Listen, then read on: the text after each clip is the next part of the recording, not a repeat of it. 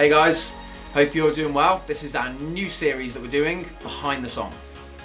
In this series, we're going to be kind of delving deeper into our songs, going from how they first came about right up until when they're released, so how they came with the ideas, like lyrics, production, all things like that.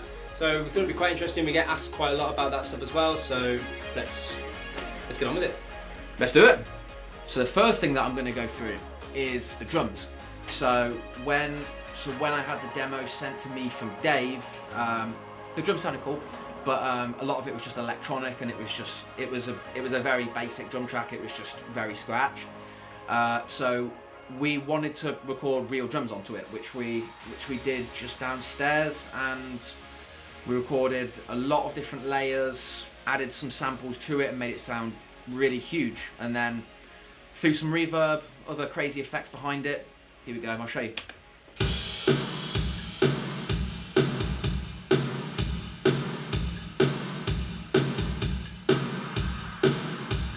So if you hear, there's a lot of crazy long like reverb things going underneath it. It gives it a lot of texture, like that reverb thing then going up. There's some percussion samples we added into it too, just off to the sides. Makes it sound really cool.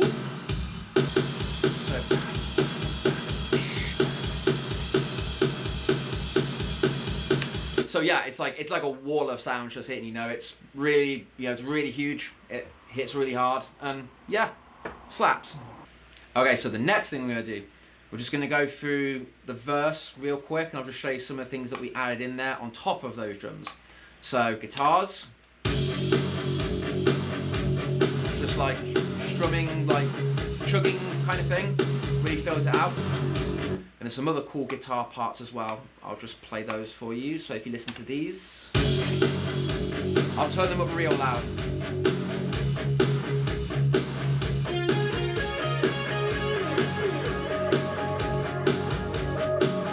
And then there's one in the bridge too.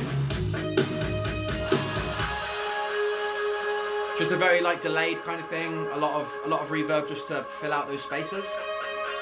So there's a lot more textures that I could go through that are on the verse, but I figured I'd show you the main ones that you can kind of hear the most, or I could literally be here all day. Quick little dive into the pre. There is quite a lot of things going on here that are very reverby, but I'll just show you some of them. There's the main vocals here, but on top of those, there's a very drowned out reverby one. I'll just turn that up for you now.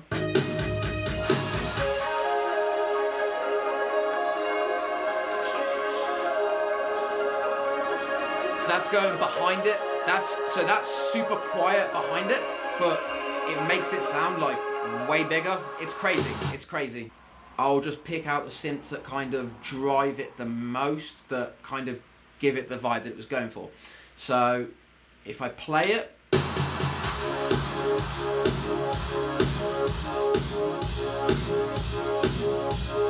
hear those synths that are kind of going like off the beat. They're turned way up just for the purpose of this video, but so they give it the kind of dance music style thing where the bass is like ducking and stuff, but we just did it with the synths instead, and just had all the other instruments just playing straight on the beat.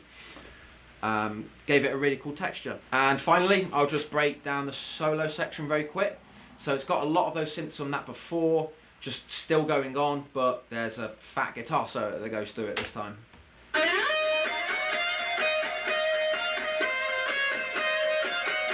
Hear all like the crazy like details on the reverb, like it's kind of like, it's literally just like doing this like on either side. It's cool.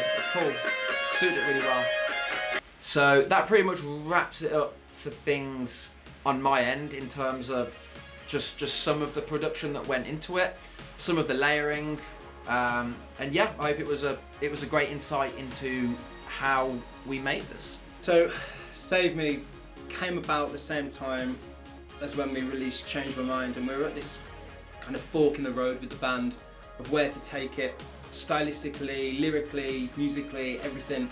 And we felt when Dave brought the demo to us and we started working on it that it was really a direction we wanted to go in, and it felt different, it felt special, it felt fresh, and it felt like we came across a bit of our own sound, and we found a lot of identity in there. We write a lot of our songs with a friend of ours called Sean, and he's a massive integral part to the band. He's not like in the band, but he's as good as, and he's actually holding the camera right now. When we were going over different lyric ideas and things, we kind of had this line, "Save me from your love and just say goodbye," that we like really liked, and we kind of built the song around that, like the whole concept.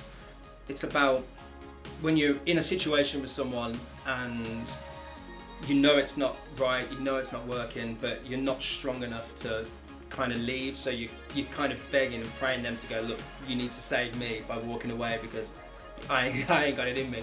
So when we finished the song in the studio, we got in touch with a guy called Matt Hoover, who's like an amazing, phenomenal mix engineer in Nashville, and he works with bands that we love, like Nightly, Joan, loads of other bands. And we sent him the track and was like, "Do you want to get involved and do a mix on the track and stuff?" And he luckily wanted to be a part of it, and he did the most incredible job of just making everything, like our whole vision, just come to life. So incredibly grateful for that. So the original demo is just me at home, just sit around, have a play on piano, maybe a few samples here and there, drag stuff in. And on this track, it was a few samples down here, a few synths. Pretty simple, get the nice vibe. There's 5 tracks on there. Sometimes we like them pre-chorus, sometimes we don't. On this occasion we didn't. I just had put some synths in there just to try and bring it down before the chorus rises again. And into the chorus. Which was then like the vibe that all the lads took on board. Then we took it to Dad, who then made it massive, but still the underlying core of the track is still there. It's quite a good demo actually. Should have played the original vocal there.